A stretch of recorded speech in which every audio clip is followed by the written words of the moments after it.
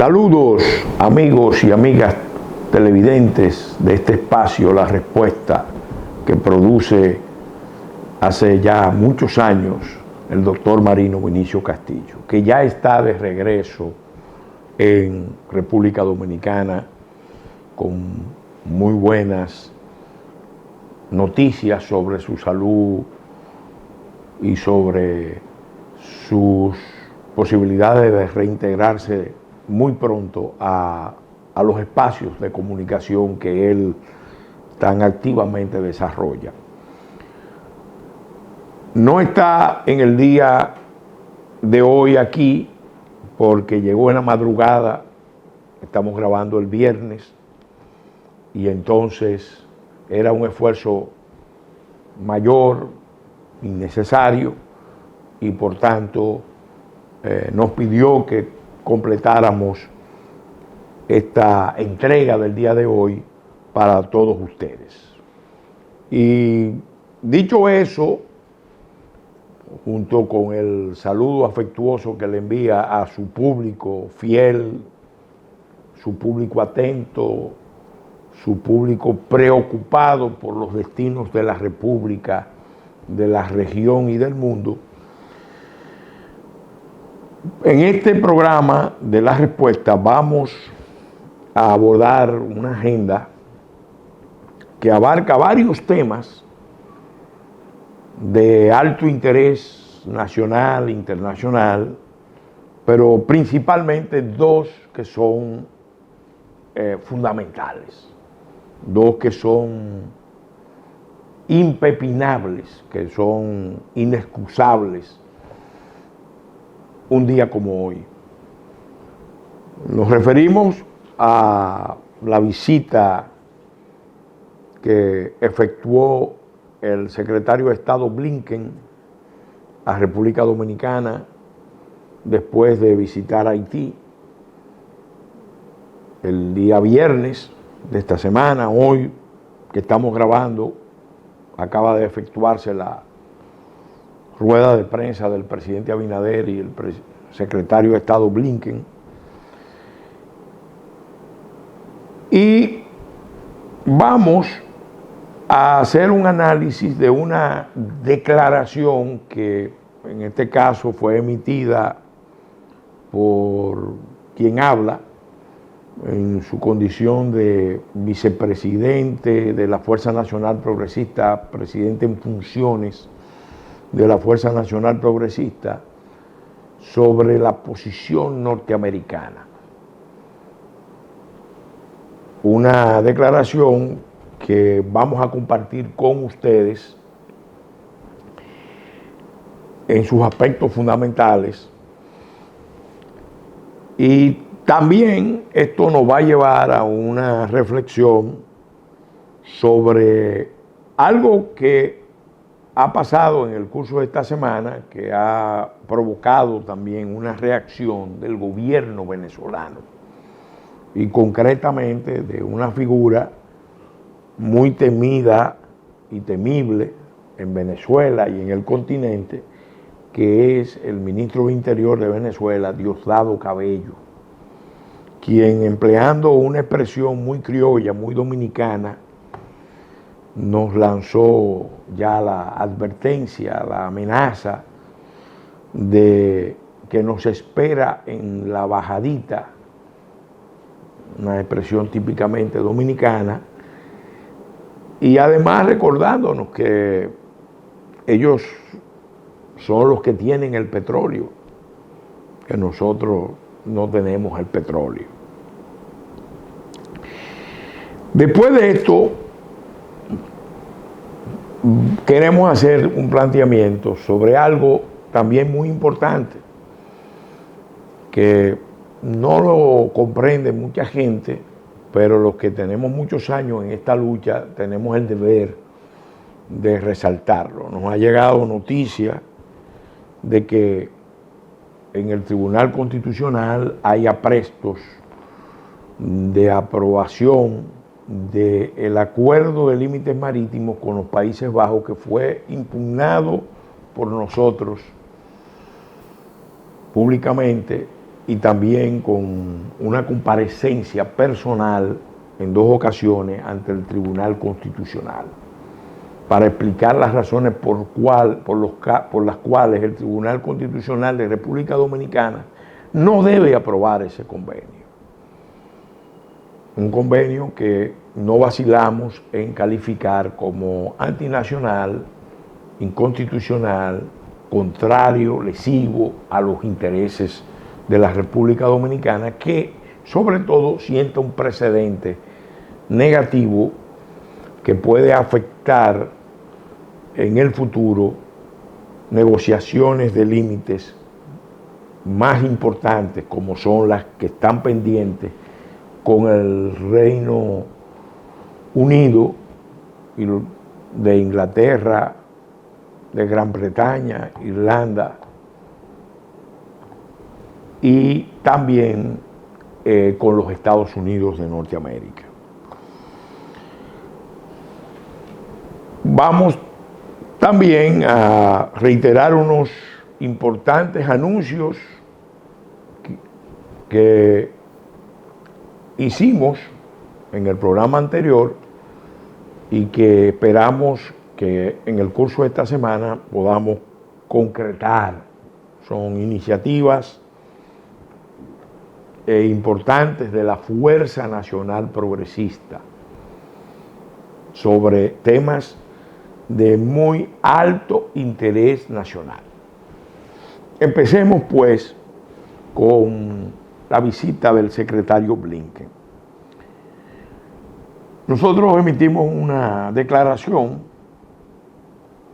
donde planteamos que Estados Unidos debe evitar una tragedia en la isla de Santo Domingo, desechando los planes criminales de grupos de poder en Washington de imponer la solución dominicana a los problemas de Haití.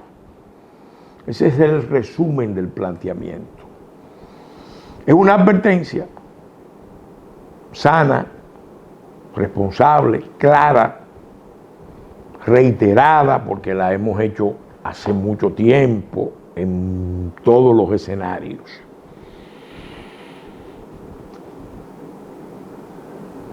El último que nos da fundamento a la denuncia fue el senador republicano Marco Rubio. Cuando nosotros hablamos aquí de planes criminales de grupos de poder en Washington, nos estamos refiriendo precisamente a esos sectores radicales del Partido Demócrata que el senador Marco Rubio, con mucha responsabilidad, reitero, debemos los dominicanos agradecerle que nos haya hecho ese servicio. Esos grupos confabulados en imponer la solución dominicana al problema haitiano. Y él incluso de manera muy concreta, muy puntual, muy precisa, señaló que esos grupos de la administración Biden están empeñados a partir de sus enfoques radicales, ideológicos, racialistas, en producir un traslado de 3 millones de haitianos hacia la República Dominicana. No se sabe si en adición a los 2 millones que tenemos o hasta completar los 3 millones, es decir, 1 millón más. Y esto es muy importante que los dominicanos nunca lo olvidemos, porque esa alianza, esa intente perversa, involucra 3 sectores. Involucra al caucus afroamericano, a las corrientes políticas de los ciudadanos afroamericanos que se han articulado para impulsar una agenda que ellos a mediados de los 60 describían como una agenda de liberación. Inicialmente fue una agenda por los derechos civiles, muy válida en cuanto a ellos en los Estados Unidos, pero que se proyectó, según me confiara un importante diplomático venezolano, ya hace mucho tiempo, se proyectó hacia otras partes del continente, empezando por Haití. Porque en el relato que se construyó, Haití era un pueblo oprimido, un pueblo aplastado, un pueblo víctima de dictaduras que fueron respaldadas por los Estados Unidos. Y bueno, hasta ahí nosotros no tenemos ninguna objeción, porque eso es en buena medida cierto, pero es responsabilidad principal del liderazgo haitiano y de los poderes que en Estados Unidos, en el contexto de Guerra Fría, respaldaron esos regímenes que están en el origen de la crisis del Estado haitiano. Respaldaron esos sectores también del empresariado haitiano que tienen una visión extractivista de renta y que son precisamente los que en buena medida explican por qué Haití como Estado colapsó, o como dicen algunos, nunca pudo fraguar con un proyecto nacional fuerte que garantizara su sostenibilidad y su desarrollo. Esos grupos afroamericanos estaban aliados y están aliados a la poderosa diáspora haitiana en Estados Unidos, que a su vez está muy bien articulada con la diáspora haitiana en Canadá, en Europa, particularmente en Francia y también en África. Y ni hablar en muchos países de la región Gran Caribe. Recibieron el apoyo de las grandes familias del Partido Demócrata, concretamente en la fase inicial de la familia Kennedy, del senador Kennedy, del presidente Clinton y su esposa, la secretaria de Estado Hillary Clinton, y últimamente, como ha dicho el doctor Marino Vinicio Castillo en reiteradas ocasiones, un compromiso muy profundo, confesado del presidente Obama. En la pregunta de esta semana, el doctor Castillo precisamente nos recordaba el mensaje que el presidente Obama le enviaba al pueblo haitiano en su último discurso como presidente. Pero el presidente Obama salió de la presidencia formalmente, pero sigue siendo un actor decisivo, un poder decisivo en la política norteamericana, tanto así que muchos entienden que realmente para muchas cuestiones el verdadero presidente es el presidente Obama. Esos tres sectores están conjurados, y eso lo sabemos por muchas vías, en completar lo que empezó a ejecutarse hace muchos años, a mediados de los 80, en los 90 y en los últimos tiempos, pero que se ha acelerado particularmente a partir del 2017. En la declaración, nosotros lo decimos con la mayor sinceridad, la mayor franqueza, le pedimos a la administración norteamericana a que abandonen esos planes de descargar las crisis haitianas en República Dominicana sobre el pueblo dominicano, sobre los hombros del pueblo dominicano, de millones de dominicanos, y sobre todo de despojarnos como Estado de nuestros derechos inalienables. Y hacemos una advertencia de que si se persiste en eso provocará un conflicto insular con repercusiones terribles en todo el Caribe y el continente. ¿Y por qué hacemos esa afirmación? Bueno, porque hemos sido informados. Eso no se dijo en la rueda de prensa del presidente Abinader con el secretario Blinken, pero hemos sido informados desde hace tiempo que ese grupo que está en la conjura contra la República Dominicana que mencionó el senador Marco Rubio y que nosotros tenemos mucho tiempo denunciando con toda responsabilidad, en realidad está tratando de que el Tribunal Constitucional de la República Dominicana le dé una estocada a la sentencia 168.13, disponiendo una interpretación de la ley 169, que se derivó de la sentencia 168. Una ley de regularización que no tuvo buen resultado, pero que ellos pretenden de alguna manera volver a reabrirla. Ya esa ley tenía un periodo y se venció, y pretenden que el Tribunal Constitucional, por una decisión, una interpretación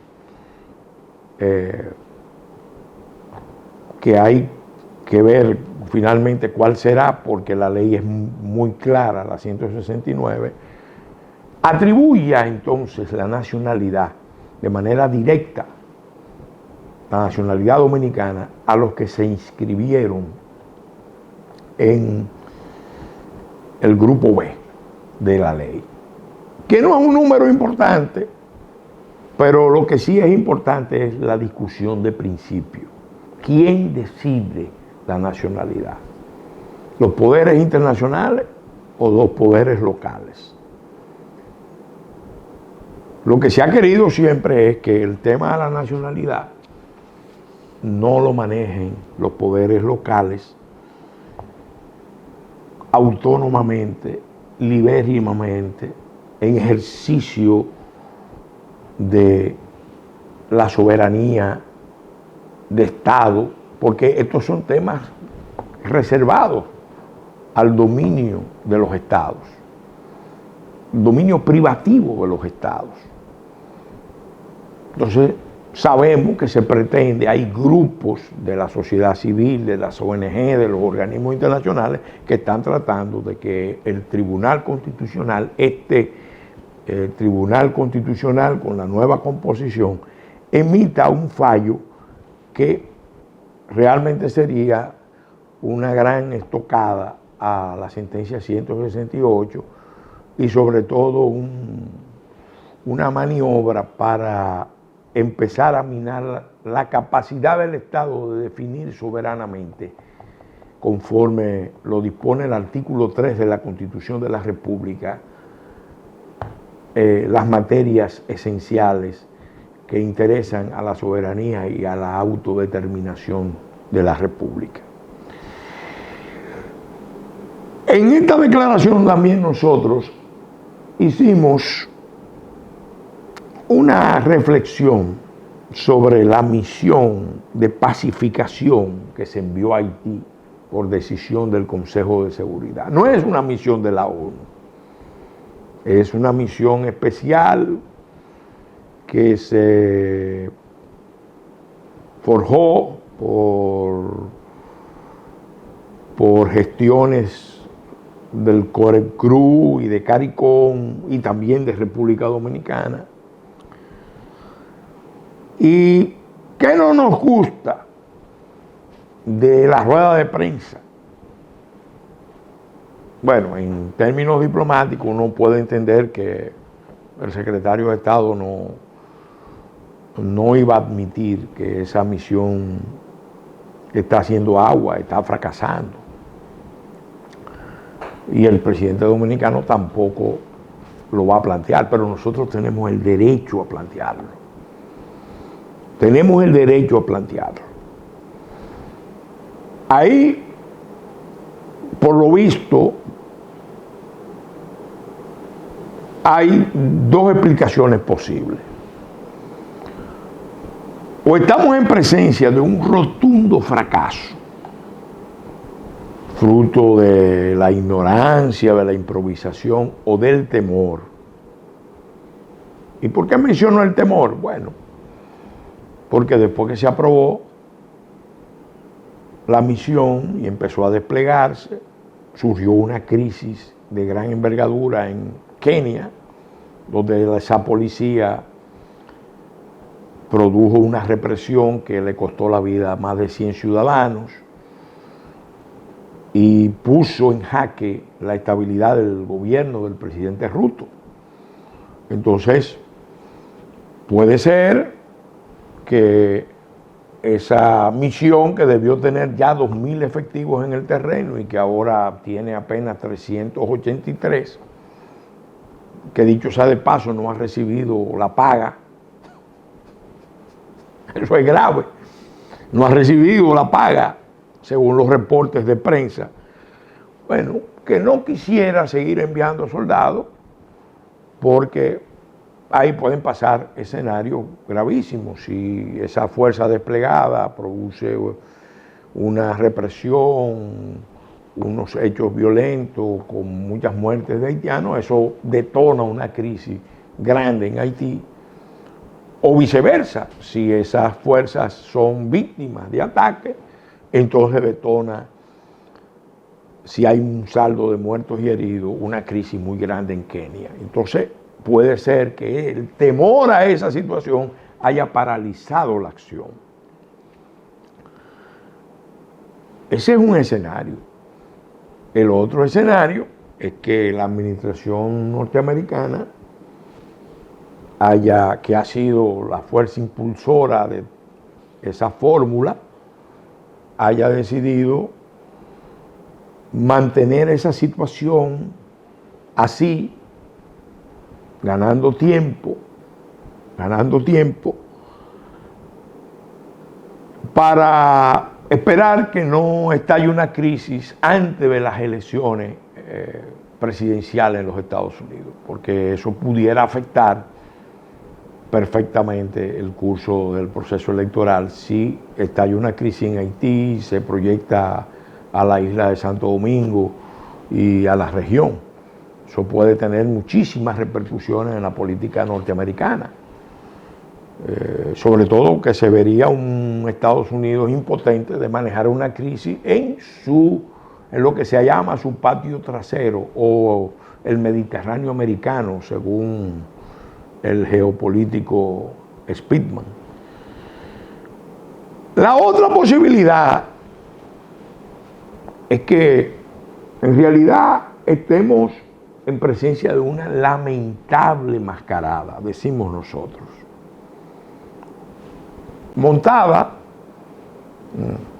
para prolongar la crisis de Haití y fomentar las condiciones para que esa crisis desborde la frontera dominicana y termine desestabilizando la convivencia insular. Porque aquí hay una situación de doble discurso. El secretario Blinken, en la rueda de prensa, habla muy bien del apoyo dominicano a la situación en Haití, de la cooperación del presidente Abinader con la crisis insular, incluso del liderazgo que tienen en el continente y en la región, que Estados Unidos valora mucho, pero resulta que el informe del Departamento de Estado que acaba de ser publicado y que necesariamente tenía que contar con su aprobación, cuando uno lo lee, se queda sorprendido de la cantidad de ataques a República Dominicana, en la misma línea de los ataques que lanzó una organización como Amnistía Internacional. Entonces, aquí perfectamente pudiéramos estar en presencia de una mascarada, de una puesta en escena, para que la crisis siga deteriorándose, siga agravándose, porque hay cosas que se ven y cosas que no se ven en la política nacional y en la política internacional. En la política internacional eso es todavía mucho más relevante. Y las que no se ven, y el deber nuestro en este programa es tratar de que la gente lo vea, lo entienda, son más importantes que las que se ven. Por ejemplo, para nosotros es muy raro que habiendo el Consejo de Seguridad de Naciones Unidas resolutado formar esa misión sin objeción de China y de Rusia, que están en la región, en una reunión del CELAC, el presidente Maduro, hablando propiamente a nombre del ALBA, es decir, de los países del ALBA, que incluyen a Cuba, que incluyen a Honduras, que está ahora mismo en una crisis muy seria. En ese momento antes incluía a Ecuador, ahora tiene a Bolivia en parte, como parte del ALBA, que ellos objetan esa misión, que califican como una invasión disimulada. Pero ¿qué pasa? Eso no se queda ahí. Eso no se queda ahí. Los dominicanos no podemos olvidarnos que el gobierno del presidente Petro, que es muy afín al gobierno venezolano, lanzó lo que se dice en República Dominicana un buscapié. Lanzó una noticia que necesariamente tenía que llamar la atención de todo el mundo, que en los arsenales de Colombia se habían perdido 1 millón de proyectiles 5.56, que se habían perdido cohetes, misiles de Israel, granadas, explosivos.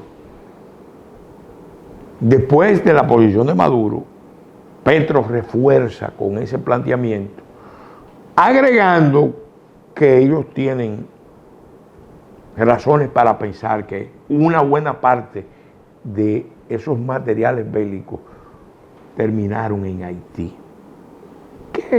¿Cuál fue el mensaje que se envió ahí hace unos meses? Un mensaje que estuvo precedido de 2 hechos que también llaman mucho la atención, poderosamente la atención. Primero, ¿quién le dio a Ariel Henry 500 millones de dólares para pagar una deuda a Venezuela? Si se supone que Haití está en la inopia, en una situación extrema, un presidente que se va dando 500 millones de dólares. ¿Quién le dio 500 millones de dólares para pagar deudas antiguas de Petrocaribe? Eso fue lo que se dijo. ¿Quién organizó un operativo a gran escala desde Haití a Nicaragua para mandar en 48 horas cerca de 40 aviones? Cosa que provocó una alarma en los propios Estados Unidos y en otros países de la región. Se pensó que, bueno, eso era una maniobra para reforzar la vuelta por México, como se dice. Pero algunos pensamos otras cosas. Porque resulta que Nicaragua, que es miembro del ALBA, está en la misma línea de Venezuela y en la misma línea de Cuba, se oponen al envío de una misión internacional que consideran una invasión disimulada. Cualquiera está autorizado a pensar lo que quiera, porque eso no está claro. No está claro lo de los 500 millones, no está claro lo de la pérdida de tanto material bélico en los arsenales de Colombia, no está clara la posición de Maduro, no está clara también la posición precisamente de la presidenta de Honduras, que fue la que le pidió a Petro que fijara una posición en la misma línea del presidente Maduro. Y esto es antes de las elecciones de Venezuela, antes de todos estos problemas. Entonces, observen todos los elementos que se van concentrando y que nos obligan a estar alertas, a mantenernos vigilantes. Porque el escenario del Gran Caribe es un escenario que vuelve a reactivarse como un campo de batalla de las grandes potencias que están luchando por cambiar el orden mundial. Aquí se está librando esa batalla. Aquí está, en esta región, China usando más armas económicas y diplomáticas, Rusia haciendo demostraciones de sus capacidades bélicas en Cuba, en Nicaragua, en Venezuela, pero también está Irán, el Irán de los ayatolás, con operadores de Hezbollah operando en la región. Entonces, ojo con esa situación, porque hay que tener mucho cuidado, mucho cuidado.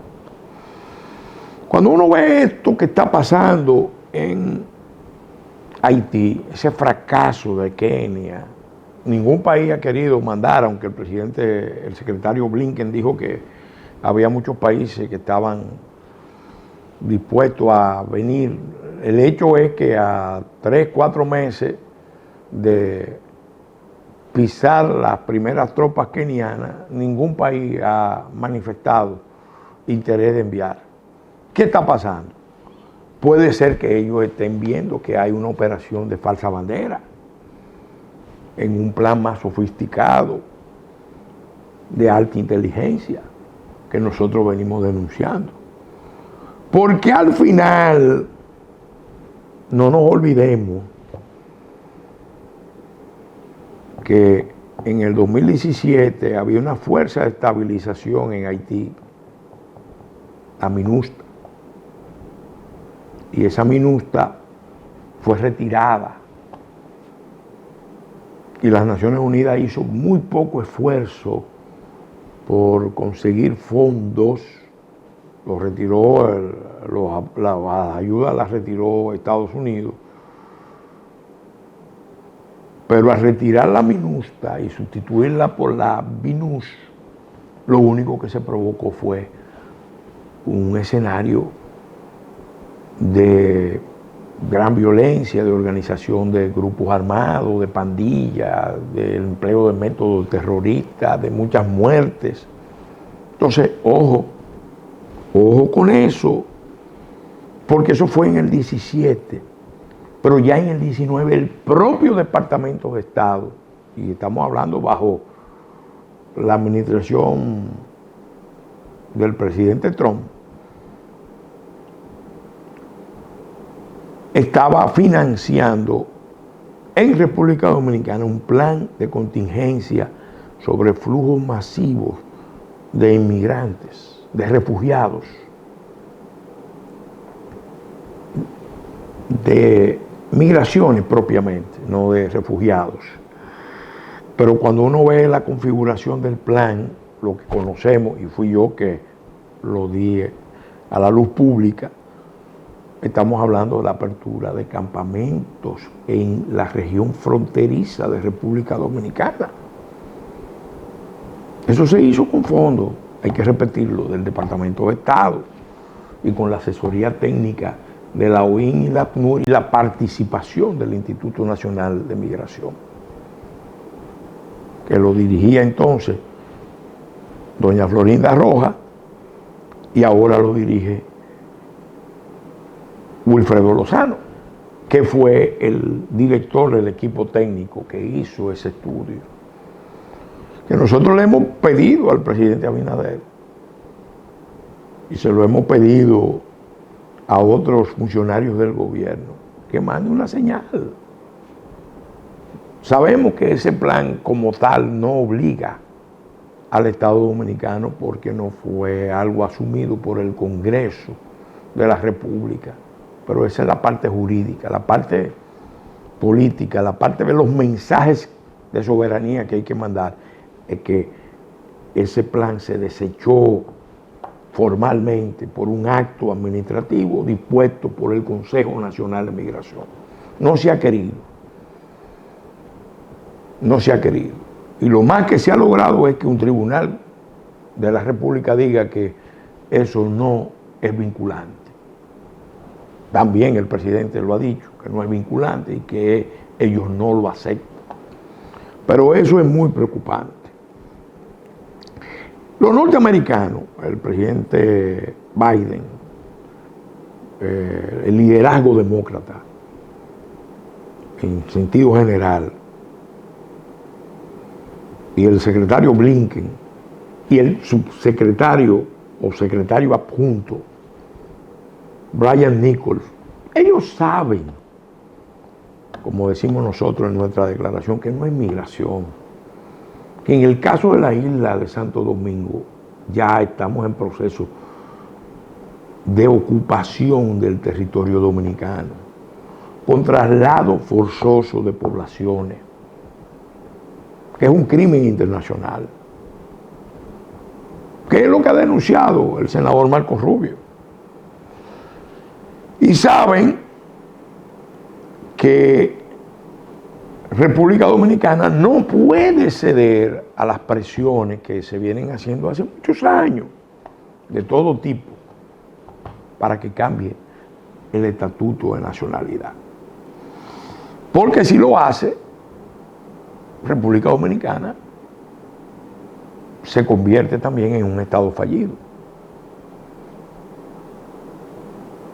Porque un estado que pierde la soberanía para determinar quiénes son sus nacionales, es decir, quiénes son sus ciudadanos, un estado que se somete a las presiones internacionales para complacer a los organismos internacionales y a las potencias que tienen deudas históricas con Haití, desaparece, se extingue, cuestión de tiempo. Por eso es tan importante esta batalla. Esta batalla es una batalla crucial porque nosotros somos los primeros que entendemos que Haití merece un mejor destino en Haití. Tenemos años planteando eso y al mismo tiempo denunciando el poco interés de rescatar a Haití de su condición de estado fallido. Nunca se ha intentado, nunca se ha querido. Lo que sí se ha querido de manera consistente es desplazar las crisis haitianas hacia República Dominicana. Y en eso han contado con la colaboración, con la anuencia, con la obsecuencia, con el sometimiento de sectores de la vida nacional, del alto empresariado, de la política, del alto empresariado que cree que esto es una finca con pasaporte, donde ellos son los dueños, de la política que se somete a ese alto empresariado como administradores de la finca, RD. pero también de muchos otros grupos, de la sociedad civil, de las iglesias, de grupos sindicales que se han acomodado al esquema de que no hay más destino que aceptar la solución dominicana al problema haitiano. No entienden el problema y no entienden la magnitud del conflicto que pueden provocar, porque eso técnicamente es un crimen internacional. Lo decimos en nuestra declaración con mucha responsabilidad. Un crimen internacional de alta inteligencia que va a ser combatido en todos los terrenos. El que crea que eso va a pasar y que no va a haber resistencia, no conoce de historia, no conoce de relaciones internacionales, no conoce de tecnología, no conoce de flujos humanos. En la isla de Santo Domingo, eso detona una crisis. Aunque se vayan los que están estimulando a que salgan, porque mientras se trasladan los haitianos aquí, hay una política de extraer los mejores recursos humanos, los más formados, los más preparados, los de más empuje, sacarlo para los Estados Unidos y para Europa. Ellos entienden que así desactivan el potencial de conflicto. Eso lo dice un informe del Parlamento Europeo del año 2000. Y cuando vemos los hechos y vemos la tendencia y vemos los números, sabemos que ese es el esquema que están manejando. Pero el pueblo dominicano va a resistir. Como va a resistir, si el Tribunal Constitucional valida ese acuerdo que se negoció con el Reino de los Países Bajos, nosotros iremos al Congreso y ya haremos una campaña para que el Congreso Dominicano realmente haga lo que hizo el Congreso anterior. El Congreso anterior, los Congresos anteriores, con todos sus defectos, con todas sus limitaciones, a pesar de todas las descalificaciones, ese Congreso rechazó un acuerdo de límite con el Reino Unido, porque era contrario a derecho, contrario a equidad. Rechazó también 2 acuerdos más con el Reino Unido y formuló un conjunto de declaraciones interpretativas al momento de ratificar la Convención de los Derechos del Mar, que son precisamente las guías que debieron seguir las autoridades dominicanas al momento de negociar ese acuerdo con el Reino Unido. Se pudo negociar otro acuerdo, pero parece que hay unas fuerzas poderosas de la esfera angloamericana empujando en la línea de darle fuerza al neocolonialismo de los mares, al imperialismo, al nuevo imperialismo del siglo XXI.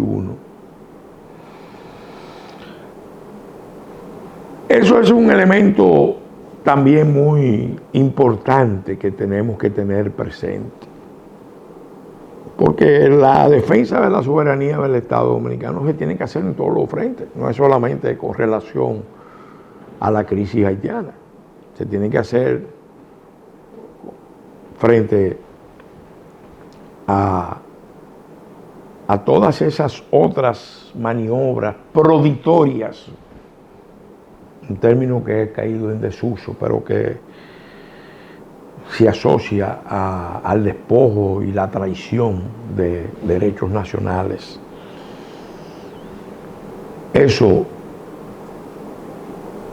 Esa lucha hay que librarla, y nosotros iremos al Congreso a librarla y advertimos a las fuerzas que han estado en eso, que tienen muchos años, porque vamos a dar ahora más detalles pormenorizados de qué es lo que ha pasado con los espacios marítimos dominicanos. ¿Qué es lo que ha pasado con los espacios marítimos dominicanos? Y la tendencia a la entrega de los espacios marítimos dominicanos, a la renuncia propiamente de los derechos que interesan a la integridad territorial de República Dominicana.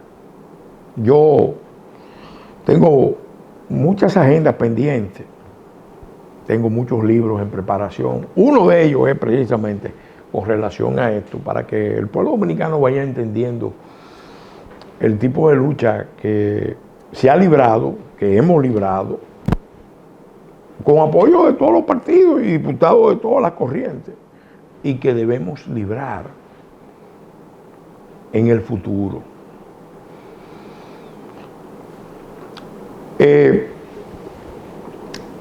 Unas reflexiones finales. Vimos la advertencia, amenaza de Diosdado Cabello. No nos extraña porque es su naturaleza, él es la figura más dura, represiva del régimen de Maduro. Yo personalmente ya expresé mi punto de vista sobre la situación de Venezuela.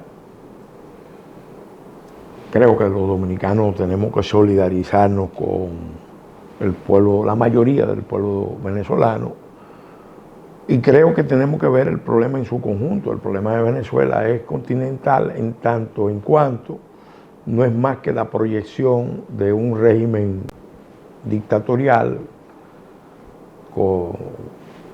totalitario como el de Cuba. Se proyecta a Venezuela y se proyecta a muchos rincones del continente, una visión ideológica que tiene unas vertientes subversivas, disruptivas, terribles. Pero ojo, nosotros tenemos que prepararnos, primero para que no nos instrumentalicen otros, y sobre todo gente que no está claro con el cuidado y el respeto de la soberanía y la integridad territorial de República Dominicana. Y segundo, tenemos que prepararnos para avanzar en nuestras agendas propias de soberanía y autodeterminación. Yo personalmente creo que aquí tenemos petróleo y gas en tierra y mar,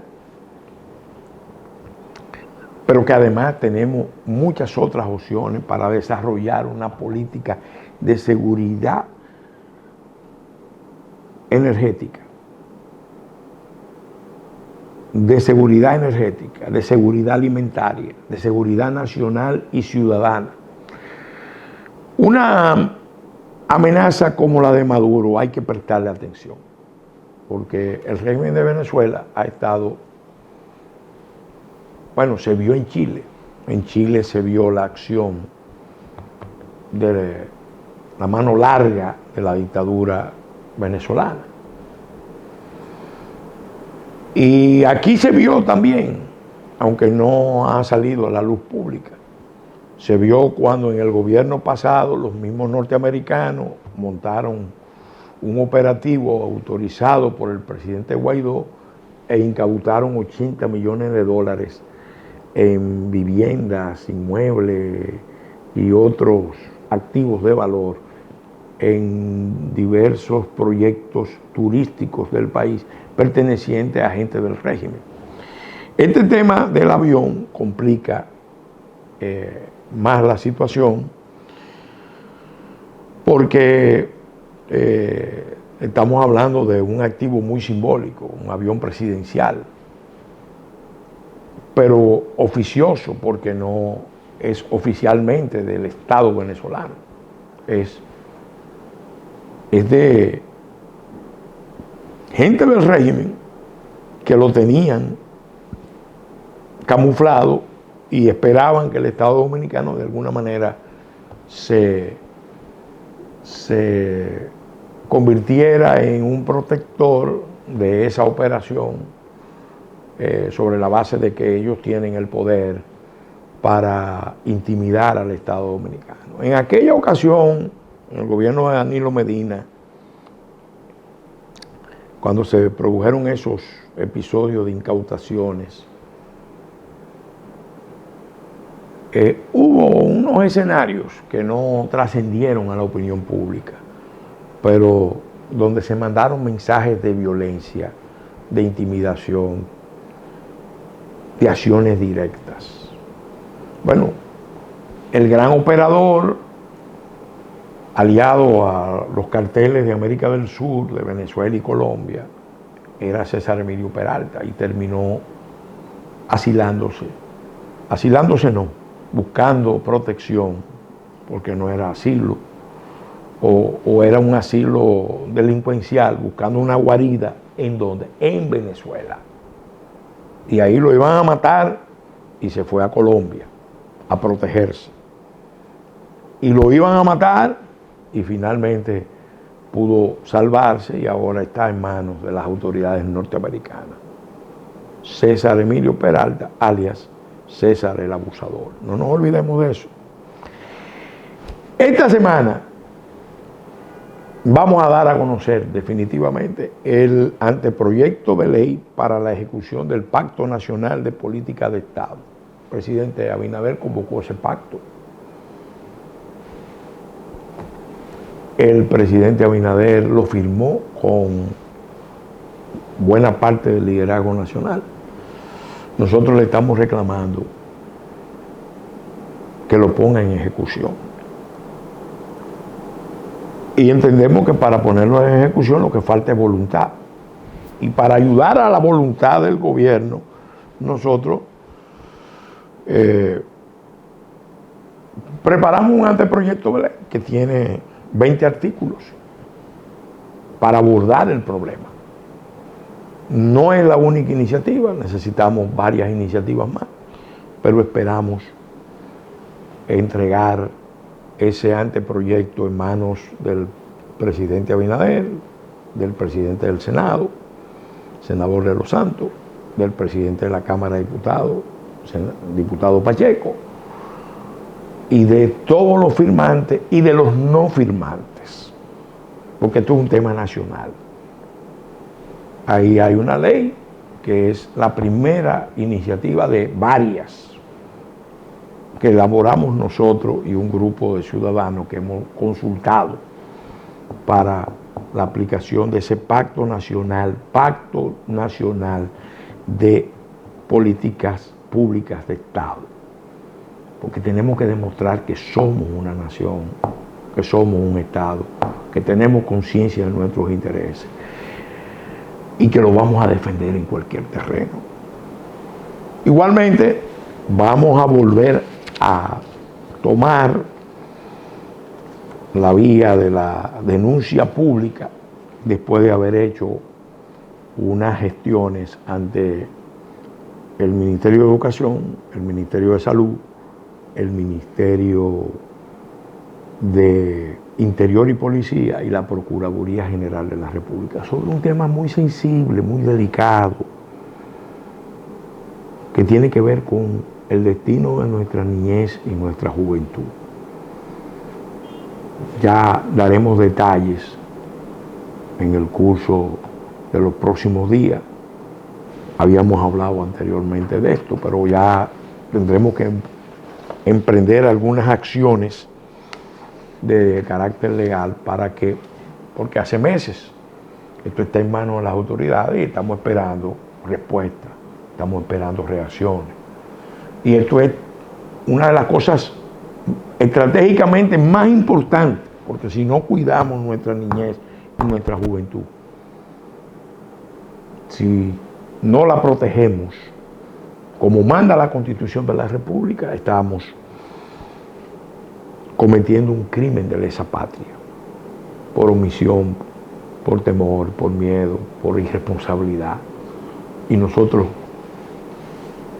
emplazamos a todos los poderes públicos y a todas las fuerzas sociales vitales de la nación a que respalden esta iniciativa que vamos a poner en la palestra pública en los próximos días. Hasta la semana entrante, Dios mediante, en que estará ya con ustedes el doctor Marino Vinicio Castillo, productor histórico, fundador de este programa La Respuesta.